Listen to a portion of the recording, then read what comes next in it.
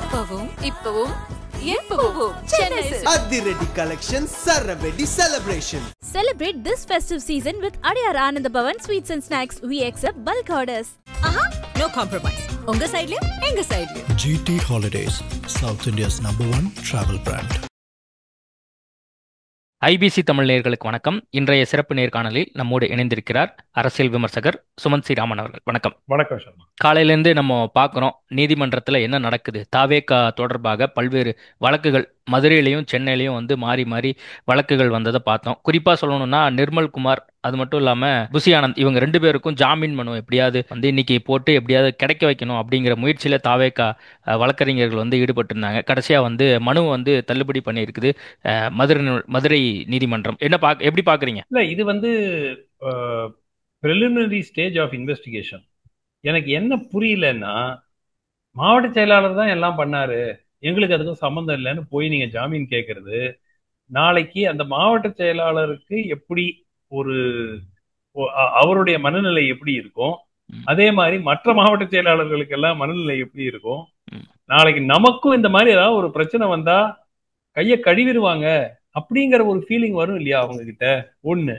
ரெண்டாவது, திரு புசி ஆனந்தும் திரு நிர்மல் குமாரும் ஏன் காவல் நிலையத்துக்கு சென்று we are ready to cooperate, நீங்க என்ன சொல்றீங்க, எங்க மேல தப்பு இல்ல, இது எல்லாமே திமுக பண்ணது தானே உங்களுடைய ஆர்குமெண்ட்.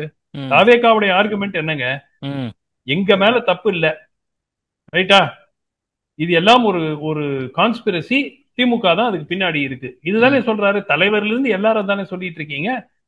அப்ப ஏன் what is the problem in cooperating with the police? நீங்க நேரடியாக காவல் நிலையத்திற்கு சென்று ஐயா விசாரிக்கணுமா, வாங்க நாங்க வந்துட்டோம் விசாரிங்க, அப்படி கைது பண்றதுன்னா கைது பண்ணிக்கங்க, ரைட்டா. கைது செய்யப்பட்டாலும் எப்படியும் ஒரு 3-4 நாட்களுக்கு உறுதியாக ஜாமீன் கிடைத்திருக்கும். எதற்காக இந்த மாதிரி ஒரு ஒளிவு? ஃபர்ஸ்ட் ஆஃப் ஆல் ஏன் உங்க தனிப்படை அமைத்திருக்கிறாங்கன்னு செய்தி வருது. அமைத்திருக்காங்கன்னா அப்ஸ்காண்டிங் தானே அர்த்தம். எதுக்காக அப்ஸ்காண்ட் பண்ணணும்? எனக்கு ஏதேனும் நான் ஒரு தப்பு பண்ணிட்டேன்னா நான் பயந்து ஓடணுங்க. நான் தப்பு பண்ணலன்னு நான் வெளிப்படையா நான் சொல்லிட்டு இருக்கேன், என் கட்சி தலைவர் சொல்றாரு, எல்லாரும் சொல்றாங்க, அப்ப நான் ஏன் ஓடணும்? இன்னைக்கு நீதிமன்றத்துல அவங்க தரப்பு வாதத்தெல்லாம் நீங்க வந்து கேட்டிருப்பீங்க. தாவேகாவினர் வந்து என்னென்னலாம் முன் வச்சாங்க அப்படின்னு சொல்லி, அங்க செருப்பு வீசப்பட்டது, யாரோ வந்து கத்தியை வச்சு மிரட்டினாங்க அப்படின்லாம் வந்து 2 நாளைக்கு முன்னாடி பேசிட்டு இருந்தாங்க. இன்னைக்கு கூட வந்து ஒரு சில விஷயங்களை முன்னெடுத்து அவங்க பேசியிருக்காங்க. அது எல்லாமே எண்ட் ஆஃப் தி டே வந்து தெரியும் அப்படின்னு சொல்லி அவரோட வழக்கறிஞர் வந்து இன்னைக்கு பேசினதையும் நம்ம பார்த்தோம். ஓடி ஒளிகிறாங்கன்னா என்ன காரணம்? என்ன, ஒருவேளை அவங்களுக்கு என்ன பண்றதுன்னு புரியலையா, தெரியலையா, என்ன, ஏன் அப்படி நினைக்கிறீங்க? அது நீங்க இது வந்து நீங்க ஞாயிற்றுக்கிழமையோ திங்கக்கிழமையோ சொன்னீங்கன்னா நான் ஏத்துப்பேன். அவங்களுக்கு என்ன பண்றதுன்னு தெரியாத ஒரு சிச்சுவேஷன். இந்த டைமுக்குள்ள அவங்க வக்கீல்கள், அவங்களுடைய லீகல் விங் எல்லாரோடையும் ஆலோசனை செய்திருப்பாங்க. நிச்சயமா அவங்க சொல்லியிருப்பாங்க, யாராவது ஒரு அட்வைஸ் கொடுத்திருப்பாங்கல்ல, இந்த மாதிரி ஓடி ஒளியாதீங்க, நீங்க வந்து காவல்துறையிடம் சரண்டர் பண்ணிடுங்க, கட்சி பேருக்கும் அதுதான் சரி. இல்லைங்க, நாளைக்கு கட்சி, நான் பிரதான கட்சிகள்ல இந்த மாதிரி வந்து இண்டிவிஜுவல் கேஸ் ஏதாவது வந்ததுன்னா ஓடி ஒளிஞ்சு நான் பார்த்திருக்கேன். ஆனால் ஒரு பொலிட்டிக்கல் கேஸ்ல இந்த மாதிரி ஓடி ஒளிந்து சமீப காலத்துல நான் கேள்விப்பட்டது இல்லை. எதற்காக அப்ஸ்காண்ட் பண்ணணும்? திரு நிர்மல்குமார் சம்பவம் நடந்த பிறகும் ஒரு வாட்டி சென்னையில செய்தியாளர்களை சந்திக்கிறார். அப்போ நேரா போயிட்டு எங்க மேல தப்பு இல்ல, விசாரணை நடத்திக்கிங்க, இதுதான் நடந்தது, எங்களுடைய வெர்ஷன் இதுதான், முடிஞ்சு போச்சு. அதுக்கு மீறியும் அவங்க கைது பண்ணாங்கன்னா கைது பண்ணி நிச்சயமா அவங்க பொலிட்டிக்கல் அரெஸ்ட் தானே, அது எல்லாரும் அப்படித்தானே பார்ப்பாங்க, ஒரு பொலிட்டிக்கல் அரெஸ்டா தானே பார்ப்பாங்க. இவங்களே போய் காவல்துறையிடம் விசாரணைக்கு ஆஜராகி காவல்துறை அவர்களை கைது செய்திருந்தால் டிவிகேக்கு தான் அது ஒரு பொலிட்டிக்கல் பிளஸ். அந்த வாய்ப்பையும் இழந்துட்டாங்க. இன்னைக்கு இப்போ வந்து தொடக்க நிலை தான் இருக்கு அப்படின்னு சொல்லி இன்னைக்கு நீதிமன்றமே சொல்லிடுச்சு. அப்போ தொடக்க நிலைக்கு முன்பாகவே நம்ம முன்ஜாமீன் வந்து கேட்கணும் அப்படிங்கிற ஒரு ஐடியாவை யாரோ கொடுத்துருக்காங்க. தவறான ஒரு ஆலோசனையாக இப்போ பார்க்கப்பட்டு கடைசியாக வந்து மனுவும் வந்து தள்ளுபடி பண்ணிடுச்சு. இனிமேல் வந்து புசி ஆனந்தும் நிர்மல் குமாரும் வந்து கண்டிப்பாக வெளியே தான் வரணும் அப்படிங்கிற ஒரு சூழல் மாறிடுச்சு. இல்லைங்க, ஃபர்ஸ்ட் ஆஃப் ஆல் இந்த அட்வைஸை கொடுத்தாங்க, ரைட்டா, இந்த மாதிரி முன்ஜாமீன் அப்ளிகேஷன் போடலான்னு. நீங்க இந்த ஆப்டிக்ஸை பாருங்க சர்மா. நீங்க வந்து ஒரு அரசியல் கட்சி, நீங்க ஒரு கம்பெனி, இல்ல நீங்க ஒரு தனி நபர்னா அது டோட்டலி டிஃப்ரெண்ட். ம். நீங்கள் ஒரு அரசியல் இயக்கம் இப்பதான் வந்திருக்கீங்க, இப்பதான் மக்கள் ஆதரவை பெறணுங்கிற முயற்சியில ஈடுபட்டு இருக்கீங்க. ம். ஆப்டிக்ஸ் எப்படி வரும்? எங்களுக்கு ஒண்ணுமே தெரியாதுங்க, எல்லாம் அந்த மாவட்ட செயலாளர் பண்ணிட்டாரு, ம். அவர் தான் ஆர்கனைஸ் பண்ணாரு. இதுவே வந்து உங்களுக்கு மற்ற இரண்டாம் லெவல்ல இருக்கக்கூடிய தலைவர்களுக்கு எல்லாம் எப்படி ஃபீலிங் இருக்கும்? ஆஹா, நாளா அடுத்த 2 வாரம் கழிச்சோ 3 வாரம் கழிச்சோ எங்க மாவட்டத்துல இருக்குது மீட்டிங்கு, ம். நாளைக்கு ஏதாவது அசம்பாவிதம் வந்தா நம்மள வந்து தூக்கி போட்டுருவானுங்க, தூக்கி ம். போட்டு எங்களுக்கு இதுக்கு சம்மந்தம் இல்லைன்னு சொல்லிடுவாங்க. அந்த ஃபீலிங் தானே வரும். ம். இல்ல, நான் ஒண்ணே ஒண்ணு கேக்குறேன். திமுகவோ அண்ணா திமுகவோ இந்த மாதிரி ஒரு வாதத்தை நீங்க கேள்விப்பட்டிருக்கீங்களா? எல்லாம் அவர் தாங்க பண்ணாரு, நாங்க எங்களுக்கு அதுக்கும் ஒரு மூத்த தலைவராக இருந்தால் இன்ஃபேக்ட் அவங்க மூத்த தலைவர்கள் அவங்க பொறுப்பெடுத்துப்பாங்க. ஏன்னா அவங்களுக்கு எதிராக நடவடிக்கை எடுப்பது இன்னும் கடினம்ங்கிறதுனால அவங்க பொறுப்பெடுத்துக்கணும். ம். எங்களுக்கு ஒண்ணுமே தெரியாது, மாவட்ட செயலாளர் தப்பு. நீங்க தானே பார்ட்டி ஜெனரல் செக்ரட்டரி, உங்களுக்கு தெரியாம எப்படிங்க மாவட்ட செயலாளர் பண்ண முடியும்? ம். அவர் ஏதோ லோக்கல் ஆர்கனைசேஷன், உங்களுக்கு அப்ரூவலே வாங்கலையா? நீங்க எவ்வளவு நாள் போயிருப்பீங்க முன்னாடி? அதுக்குதான் கோர்ட் சொல்றாங்க இது பிரிலிமினரி ஸ்டேஜ், உங்களுக்கு அதில் பங்கு இருக்கிறதா பங்கு இல்லையா என்று இந்த ஸ்டேஜ்ல நீங்க வைக்கும் வாதத்தை மட்டும் வைத்துக்கொண்டு நாங்க ஏற்றுக்கொள்ள முடியாது. அதனாலதான் முன்ஜாமீன் கொடுக்க முடியாது. அதுதான் லாஜிக். அதான் இப்போ விசாரணை வந்து கண்டிப்பா இவங்க 2 பேர்த்திட்டையும் விசாரணை பண்ணிட்டு அப்புறம் 41A, அதாவது அவங்க அந்த லீகல் படி பார்க்கும்போது அது கொடுத்த பின்பாக தான் கைது பண்றதுக்கான ஒரு முடிவு எடுக்கலாம் அப்படிங்கறத பத்தியான விஷயங்கள் கூட இன்னைக்கு வந்து உள்ள நீதிமன்றத்துல பேசியிருக்கிறதா வந்து சொல்றாங்க. சரி, இப்போ எங்க இருக்கீங்க நீங்க? ம். கரெக்டுங்க, விசாரணை நடத்தணும். யூசுவல் ப்ரொசீஜர் என்ன? விசாரணைக்கு அழைப்பாங்க, விசாரணைக்கு அழைச்சிட்டு உங்களுடைய பதில்கள் எங்களுக்கு சந்தேகம் எழுப்புகின்றன, உங்களுக்கு இந்த சம்பவத்தில் தொடர்பு இருக்கிறது போல் எங்களுக்கு எவிடன்ஸ் இருக்கு, அதன் அடிப்படையில் நாங்கள் கைது செய்கிறோம். இதுதாங்க ப்ரொசீஜர். ம். இப்போ எங்க இருக்கீங்கன்னு தெரியலனாக்கா சம்மன் விட்டுருக்காங்க இல்லையா, ஆஜராவதற்கான உத்தரவு போட்டிருக்கு இல்லையா காவல்துறை, அப்ப ஏன் நீங்க அதை ரெஸ்பெக்ட் பண்ணி போகல? ம். அப்ப எப்படி உங்ககிட்ட விசாரிப்பாங்க? நீங்க அப்ஸ்காண்டிங்கா இருக்கும்போது எப்படி விசாரணை நடத்த முடியும்? சோ நிச்சயமா இது வந்து என்ன யார் அட்வைஸ் பண்றாங்க அப்படிங்கிறது புரியல, என்ன ஆங்கிள் இவங்க வர்றாங்க அப்படிங்கறதும் புரியல. நிஜமாவே எனக்கு ஒவ்வொரு ஸ்டெப் அவங்க எடுக்கிறதும் இது வரைக்கும் விஜய் கரூர் போல, அதுவும் நீதிமன்றத்துல இருக்குன்னு நினைக்கிறேன். அதுக்குமே வந்து அனுமதி கேட்டிருக்காங்க, அது சம்பந்தமாவும் வந்து ஒன்னே ஒண்ணு கேக்குறேங்க. விஜய் ஒரு தனி மனிதர் கரூருக்கு செல்வதில் என்ன தடை இருக்கிறது? காவல்துறை தடை விதித்திருக்கிறார்களா? காவல்துறை தடை விதித்திருக்கிறார்கள் என்றால் இந்த தாவேகாவினர் அதை சோசியல் மீடியால போடுங்க அந்த தடைய. இந்த மாதிரி காவல்துறை நாங்கள் பர்மிஷன் கேட்டோம், விஜய் தனிநபராக ஒரு 2-3 வண்டிகளில் மட்டும் அவருடைய ஆதரவாளர்கள் செக்யூரிட்டி மட்டும், அவருக்கு ஒய் கேட்டகரி இருக்கு இல்லையா, ஒய் கேட்டகரி போலீஸ் ப்ரொடெக்ஷன் இருக்கு இல்லையா, சோ காவலர்கள் நிச்சயமா கூட போவாங்க. சோ இவர் செல்ல போகிறார், அதற்கு திமுக அரசு தடை விதித்திருக்கிறதுனா தடை அந்த லெட்டரை காட்டுங்க. எனக்கு புரியல, யார் தடுத்தாங்க? இல்ல அந்த வீடியோல அவர் சொல்லியிருந்தார்ல, நீங்க அந்த வீடியோ பார்த்திருப்பீங்க. ஒருவேளை நாங்க போனோம் அப்படின்னா ஏதாவது ஒரு அசம்பாவித சம்பவங்கள்லாம் வந்து வருவதற்கான சூழல் இருக்கு, அதனால கண்டிப்பா நான் வருவேன் அப்படிங்கறதையும் அந்த வீடியோல பதிவு பண்ணிருக்காங்க. எவ்வளவு நாள் கழிச்சு சொல்லுங்க. இல்ல சர்மா, எனக்கு புரியாதது, விஜய் முன்னறிவிப்பு இன்றி மீடியா எல்லாம் யார்கிட்டயும் சொல்லாம ஒரு திடீர் என்று கரூர் செல்கிறார், ஒரு அவருடைய செக்யூரிட்டி கார்டன் மட்டும் மேபி ஒரு கூட ஒரு 8-10 பேருடன் நேராக குடும்பங்களை சென்று பார்க்கிறார்.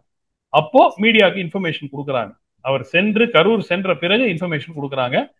மேபி நைட்ல போறாரு, காலையில இந்த குடும்பங்களை பாக்குறாரு, அவருடைய கண்டோலன்ஸ் தெரிவிக்கிறாரு, அதுக்கு பிறகு திரும்பி வராரு.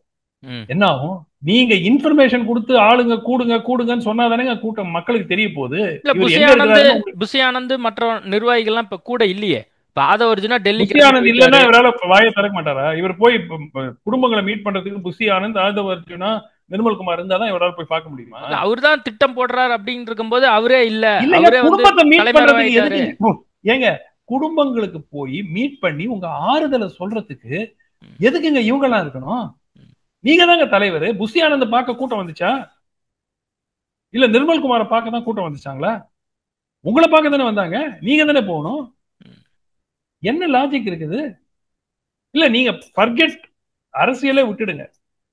ஒரு ஆவரேஜ் மனிதன் எப்படி யோசிப்பான் இந்த மேட்டரை பாத்தீங்கன்னா? நீங்க இந்த கட்சி, நீங்க திமுக, நீங்க தாவேகா, அண்ணா திமுக, அதெல்லாத்தையும் தூக்கி ஒரு பக்கம் வச்சுட்டு யோசி. இவ்வளவு ஒரு துயர சம்பவம் நடந்திருக்கு. ஒரு வாரம் ஆக போகுது, நாளையோட ஒரு வாரம் ஆகும். ஆமா. நேர்ல போய் பார்க்கலன்னா அப்புறம் என்ன தலைமை பண்பு? அதான் இன்னைக்கு ஒரு ரிப்போர்ட், நீதிமன்றமே தலைமை பண்பு இவரிடம் இல்லை. 100% கரெக்ட், 100% கரெக்ட். முதலமைச்சர் ஆகணும்னு ஆசை வேற, அதுதான் எனக்கு ரிமார்க்கபிளா இருக்கு. இல்ல ஒவ்வொன்னா இப்போ கடந்த சில நாட்களா நடக்கக்கூடிய இந்த சம்பவங்கள் எல்லாமே தாவேகாவுக்கும் விஜய்க்கும் இது ஒரு பின்னடைவா பார்க்கலாமா? மிகப்பெரிய பின்னடை, மிகப்பெரிய பின்னடை. அதுல மாற்று கருத்தே கிடையாது. தலைமை பண்பே இல்லைங்களே. Where is the leadership quality? Leadership quality என்றால் எவ்வளவு உங்களுக்கு சிரமமாக இருந்தாலும் உங்கள் மக்கள் பாதிக்கப்படும் போது அவங்க கூட நிக்கிறது தான் ஒரு தலைமை பண்பு. நீங்க எவ்வளவோ திமுகவை திட்டுங்க, நானும் சேர்ந்து திட்டுறேன். ஆனால் இந்த மாதிரி ஒரு துயர சம்பவம் வரும்போது அட்லீஸ்ட் ஆன் த ஸ்பாட் அவங்க கட்சி தலைவர்கள் இருக்கிறாங்க. அதுல இருந்து அரசியல் ஆதாயம் தேடுவாங்க, அதெல்லாம் வேற விஷயம். பட் வந்து நிக்கிறாங்கல்ல. நீங்களும் போல, உங்க கட்சியில மூத்த தலைவர்களும் இல்ல, 2 பேர் அப்ஸ்காண்டிங்க. என்ன கட்சி இது? என்ன அரசியல் இயக்கம் இது? இதுதாங்க உங்களுடைய first challenge Sharma. This is your first test. சரி, திமுக அரசு மோசம், அவங்க சரியான இது பண்ணல, இந்த ஓவர் ஆக்டிங் பண்ணாங்க, அவங்க இந்த இதை வந்து அதுல இருந்து அரசியல் ஆதாயம் தேட பார்த்தாங்க, எல்லாம் இருக்கட்டாங்க ஒரு பக்கம். நீங்கள் ஏன் கரூர் போல? அதுக்கு முதல்ல பதில் சொல்லுங்க. அதான் சார், நீங்க கேள்வி எழுப்பின மாதிரி இப்ப விஜய் கரூர் போல ஜாமீன் கேட்டிருந்தாங்க, ஜாமீனும் வந்து இப்ப கொடுக்கல. அதே மாதிரி நீதிமன்றத்தின் வாயிலாக அனுமதி பெற்று அதுக்கப்புறம் தான் வந்து விஜய் அவர்கள் அங்க போவார் அப்படின்லாம் வந்து செய்திகள் இருக்கு. ஒரு பக்கம் ஆதவ் அர்ஜுனா டெல்லியில அங்க ஆலோசனை பண்ண போறாரு, அங்க முக்கிய நிர்வாகிகள்கிட்ட அட்வொகேட் கிட்ட வந்து ஆலோசனை பண்ண போறாரு அப்படின்னு இருக்கு. எல்லா முயற்சிகளுமே வந்து இவங்க பண்ணிக்கிட்டே தான் இருக்காங்க அப்படிங்கிற ஒரு பார்வை இருக்கும்போது இது எல்லாமே வந்து சோதனை காலமா இருக்கா தாவேகாவுக்கு? இல்லங்க, இது செல்ஃப் இன்ஃபிளிக்டடுங்க. நீங்களே உங்களை வந்து இந்த ஒரு குழிக்குள்ள தள்ளிக்கிட்டீங்க. நான் ஒண்ணு கேக்குறேன், திருப்பி நீங்க அதே ரிப்பீட் பண்றீங்க. அவங்க கோர்ட்ல அனுமதி கோரி இருக்கிறோம். கோர்ட் எதுக்குங்க அனுமதி கொடுக்கணும்? யாராவது தடை கொடுத்தாங்க? ஏங்க, எந்த சிட்டிசன் வேணாலும் இந்தியால எந்த பகுதிக்கும் போறதுக்கு கோர்ட் உத்தரவு தேவையில்லை. யாராவது அரசாங்கம் தடை செய்தால்தான் நீங்கள் கோர்ட்டுக்கு போய் உத்தரவு வாங்கணும். இப்போ சர்மா, நீங்க நாளைக்கு டெல்லிக்கு போறதுக்கு கோர்ட் உத்தரவு கொடுக்கணுமா? கோர்ட்ல போய் அப்ளை பண்ணுவீங்களா? என்ன லாஜிக்? இப்போ திமுக அரசாங்கம் எங்களுக்கு திரு விஜய் அவர்களை கரூருக்கு செல்வதற்கு தடை விதித்திருக்கிறார்கள். ஒரு ஆதாரத்தை கொடுங்க, நீங்க ப்ரொடியூஸ் பண்ணுங்க சார் எவிடன்ஸ. மக்கள் ஏத்துப்பாங்க. சார், எங்க தலைவர் அடுத்த நாளே போகணும்னு விருப்பப்பட்டாருங்க, இந்த திமுக அரசு வந்து அதை தடுத்துருச்சு, இங்க பாருங்க லெட்டர் போடுங்க. சோசியல் மீடியால அந்த மாதிரி லெட்டர் இருந்தாங்க போடுங்க, மீடியாக்காரன் கொடுங்க, பிரஸ் ரிலீஸ் கொடுங்க. என்ன லாஜிக் இருக்கு கோர்ட்டுக்கு போய் பர்மிஷன் வாங்குறாங்கிறது? இல்லைங்க, ஒரு தனி மனிதன் இந்தியாவில் இருக்கக்கூடிய எந்த ரெஸ்ட்ரிக்டட் ஏரியா இல்லாத இடங்களுக்கு செல்வதற்கு யாருடைய அனுமதியும் தேவையில்லை. யாராவது தடை செய்திருந்தால் நீங்கள் நீதிமன்றத்துக்கு சென்று அதற்கு அனுமதி பெறலாம். அதற்கு இது வரைக்கும் ஆதாரத்தை ப்ரொடியூஸ் பண்ணிருக்காங்களா? நான் உங்களை கேட்கிறேன், நீங்க பாத்திருக்கீங்களா? இந்த மாதிரி டிஎம்கே கவர்மெண்ட் ஆஃப் தமிழ்நாடுன்னு போட்டு you are not permitted to visit Karur அப்படின்னு ஏதாவது லெட்டர் நீங்க பாத்திருக்கீங்களா? இல்ல. அப்ப யார் தடுக்கிறாங்க? இது என்ன நாடகம்? அந்த நீதிமன்றத்துக்கு போய் நான் அனுமதி கேட்கிறேன்னு நீதிமன்றம் என்னங்க சொல்லும்? ஃபர்ஸ்ட் இதாங்க கேட்கும், உங்களை யாரு தடுத்தாங்கன்னு தானே கேட்கும். அப்சர்ட். எனக்கு இதனுடைய ஒவ்வொரு ஸ்டேஜ்லயும் இது வந்து ஒரு விஜயை கவுப்பதற்காகவே செய்யக்கூடிய, ஆனால் அப்படின்னு மட்டும் சொல்ல மாட்டேன். ஏன்னா அவருக்கே சுய அறிவு இருக்கணும்ல. இந்த மாதிரி குடும்பங்களை போய் பார்க்கணுங்கிறது வந்து யாராவது சொல்லி கொடுத்தா தெரியணும் உங்களுக்கு. இப்ப சென்னையில இன்னொரு சில வழக்குகள் வந்து நடைபெற்று இருக்கு. அதுல குறிப்பா சொல்லணும் அப்படின்னா, இப்ப தனியா சிறப்பு புலனாய்வு குழு ஒண்ணு அமைக்கப்படும் சொல்லி நீதிமன்றமே உத்தரவு பிறப்பிக்கு. இதை எப்படி பாக்குறீங்க? அஸ்ரா கர்க அவருடைய தலைமையில அது ஒரு எஸ்ஐடி போட்டிருக்கிறாங்க. அது பேரலா ஒரு என்கொயரி கமிஷன் வந்து ஸ்டேட் கவர்மெண்ட் வேற நீதி அரசர் அருணாச்சலம் தலைமையில அது ஒண்ணு போயிட்டு இருக்கு. இதெல்லாம் நடக்கட்டங்க. இதுல வந்து 2 விஷயம். ஒண்ணு வந்து இது நீதிமன்றத்தின் மூலம் உங்களுக்கு வெற்றி கிடைப்பதன் வாய்ப்பு மிகவும் குறைவு. மக்கள் மன்றத்தில் நீங்கள் வெற்றியை பெற்றிருக்கலாம், அந்த வாய்ப்பையும் நீங்கள் எழுந்துட்டீங்க உங்களுடைய நடவடிக்கைகளினால். மக்கள் இந்த மேட்டரை வந்து போராட வேண்டிய களம் வந்து மக்கள் மன்றம். நீதிமன்றம் இல்ல. நீதிமன்றத்துல பேரலா நீங்க போட்டுக்குங்க, இந்த மாதிரி கான்ஸ்பிரசி இருக்கு, அதுக்கு எங்களுக்கு ஸ்பெஷல் இன்வெஸ்டிகேஷன் வேணும், சிபிஐக்கு மாத்தணும், அது போடுங்க, அது வேற விஷயம். மக்கள் மன்றத்தில் நீங்கள் செய்ய வேண்டியதை செய்திருக்கிறீர்களா இல்லையா? செய்யவில்லை. It is a calamitous failure of leadership. அவ்வளவுதான். இன்னைக்கு அந்த செந்தில்குமார்ங்கிற ஒரு முக்கியமான கருத்து வச்சிருக்காரு. என்ன மாதிரியான கட்சி இது அப்படின்னு வந்து ஒரு கடுமையான கண்டனத்தை தெரிவிச்சிருக்காரு. It is a man-made disaster அப்படின்னும் பதிவு பண்ணியிருக்கிறாரு. இல்ல இது கோர்ட்ல ஆர்குமெண்ட்ஸ் நடக்கும் போது நீதியரசர்கள் பல கமெண்ட்ஸ் கொடுப்பாங்க. ஆமா, அதை வைத்துக்கொண்டு நம்ம வந்து இதுதான் இறுதி தீர்ப்பு அப்படிங்கறதெல்லாம் நம்ம முடிவு எடுக்க முடியாது. இறுதி தீர்ப்புல அவர் என்ன எழுதுறாரோ அதுதான் நிற்கும். அவர் கமெண்ட் கொடுக்கறது கோர்ட்ல அது நிக்காது. தீர்ப்புல இது இருந்தாதான் அது அதற்கு லீகல் சாங்ஷன் இருக்கு. பட் அவர் கொடுக்கிற கமெண்ட்ஸ் ஒரு ஐடியா கிடைக்குது. என்னது இது, என்ன தலைமை இது அப்படிங்கிற கேள்வி ஃபர்கெட் நீதிபதி, உங்களுக்கும் எனக்கும் தோணுது இல்ல, என்ன தலைமை இது, என்ன இந்த மாதிரி ஒரு அரசியல் இயக்கமா அப்படிங்கிறது. ஸோ நிச்சயமா வந்து இது ஒரு மிகப்பெரிய செட்பேக். அவருடைய லீடர்ஷிப் வந்து சீரியஸா எடுத்துக்கிறதுக்கு இன்னும் பல காலம் ஆகும். இனிமேல் விஜய் என்ன பண்ணணும், என்ன வாய்ப்பு இருக்கு, விஜய் என்ன பண்ணணும்? புஷி ஆனந்த் இப்ப வெளியே வந்துதான் ஆகணும், நிர்மல்குமார் வெளியே வந்துதான் ஆகணும், ஆதவர்ஜுனா டெல்லியில இருந்து கிளம்பி இங்க வரணும். என்னதான் பண்ணக்கூடிய வாய்ப்புகள் இருக்கு தாவேக தரப்புல? இல்லைங்க, ஃபர்ஸ்ட் ஸ்டெப் கரூர் போனங்க. அவர் கரூர் போகாத வரைக்கும் இதுல எதிர்காலம், அரசியல் எதிர்காலம் இருக்குமாங்கிறது எனக்கு சந்தேகம். கரூருக்கு போனோம், ஃபர்ஸ்ட் மக்களை சந்திக்கணும், அவருடைய கண்டோலன்சஸை தெரிவிக்கணும், ஒரு மாரல் ரெஸ்பான்சிபிலிட்டி எடுத்துக்கணும். அந்த வீடியோல கூட ஒரு வார்த்தை மன்னிப்பும் கேட்கல, தன் தவறையும் ஏற்றுக்கொள்ளவில்லை. ஸோ இது வந்து ஃபர்ஸ்ட் ஸ்டெப். இது செய்யாத வரைக்கும் அவருடைய தலைமையை வந்து மக்கள், அவருடைய ரசிகர்கள் ஏத்துக்கிறாங்க, அது வேற விஷயம். இப்ப கூட ரசிகர்கள் வந்து அவர் மேல எந்த தப்பும் கிடையாது, எல்லாம் திமுக அரசு செஞ்சிருச்சுங்க தான் பேசிட்டு இருக்காங்க சோசியல் மீடியால. பட் லுக், இதை வந்து திமுக அரசாங்கம் வேண்டுமென்றே செய்ததுங்கிறதுக்கான ஆதாரம் இது வரைக்கும் முன்வைக்கிறேன்.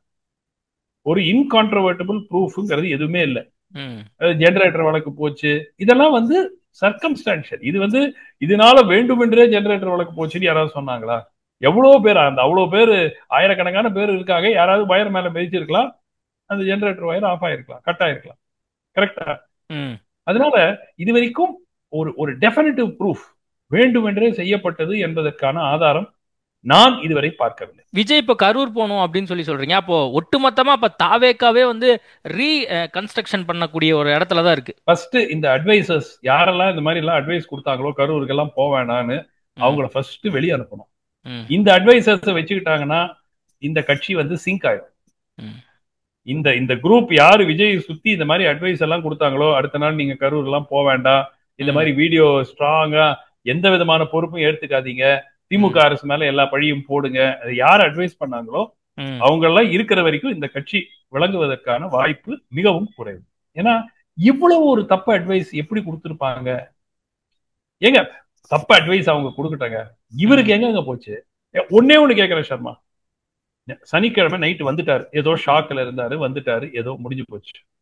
ஞாயிற்றுக்கிழமை ஒரு உதாரணத்துக்கு காலையில கிளம்புறாரு, கிளம்பி நேரா கரூருக்கு போறாரு, ஹோல் டே குடும்பங்களோட இருக்கிறார், அவர்களிடம் மன்னிப்பு கோருகிறார், அவர்களுக்கு ஆறுதல் கூறுகிறார். ரைட்? அடுத்த நாள் அங்கிருந்தே ஒரு வீடியோ பத்திரிகையாளர்களை சந்திக்கிறார். இன்னைக்கு அவருடைய பொலிட்டிக்கல் ஸ்டாண்டிங் எங்க இருக்கும் யோசிப்பாரு. வேற ஒண்ணும் இல்ல, அதே 20 லட்சம் காம்பன்சேஷன் கொடுக்கிறாரு, 2 லட்சம் இன்ஜர்டுக்கு கொடுக்கிறாரு, அதெல்லாம் எந்த மாற்றமும் இல்லை. இந்த ஒரே ஒரு ஸ்டெப் இன்று அவர் அதுக்கப்புறம் நீங்க நீதிமன்றத்துக்கு போங்க, திமுக அரசு தான் செஞ்சதுன்னு கேஸ் போடுங்க, எதை வேணா பண்ணிக்கங்க. பட் அவருடைய பொலிட்டிக்கல் இது ஸ்டாண்டிங் வந்து வேற லெவலுக்கு போயிடும். அந்த வாய்ப்பு, அந்த லீடர்ஷிப் இல்ல, அந்த பொலிட்டிக்கல் இன்ஸ்டிங் இல்ல அப்படிங்கிற போது நிச்சயமா அது மக்கள் எப்படி வந்து அவர் முதலமைச்சர் வேற ஆகணுங்கிறார். அவர் வந்து நான் அரசியலுக்கு புதுசா வந்திருக்கிறேன், நான் கத்துக்க பாக்குறேன், நான் இந்த மாதிரி தவறுகள் நடக்காம திருப்பியும் எப்படியாவது நான் இம்ப்ரூவ் பண்ணிக்கிறேன், அந்த மாதிரி அப்ரோச்சே இல்லையே அவரிடம். சிஎம், ஸ்ட்ரெயிட் சிஎம், எப்படிங்க அது? சொல்லுங்க, என்ன நியாயம்? ஐ மீன் தமிழ்நாட்டு மக்கள் அந்த அளவுக்கு முட்டாள்களா? So you have to show leadership. சரி, நீங்க புதுசா வந்துட்டீங்க, இவ்வளவு ஆயிரக்கணக்கான மக்கள் ஒவ்வொரு மீட்டிங்லையும் கூடினாங்களா இல்லையா? இப்போ வருவாங்க, ஒரு சினிமா ஸ்டாரை பார்க்கறதுக்குங்கிறது வருவாங்க. ஆனால் அது வாக்குகளாக மாறும் என்று இவர் நினைத்தால் அதை விட ஒரு அபத்தம் இருக்கவே முடியாது. ஓகே சார், மக்கள் எல்லாத்தையும் பார்த்துட்டு தான் இருக்கிறாங்க. என்ன முடிவு எடுக்க போறாங்கங்கிறது நம்ம மக்கள்கிட்டயே விட்டுருவோம். நேர்காணல் கொடுத்ததுக்கு மிக்க நன்றி. நன்றி. அப்பவும் இப்பவும் எப்பவும் சென்னை சில்க்ஸ். அதிரடி கலெக்ஷன் சரவெடி celebration. Celebrate this festive season with Adiyar Anand Bhavan Sweets and Snacks. We accept bulk orders. No compromise. உங்க சைடுலயும் எங்க சைடுலயும். GT Holidays, South India's #1 travel brand.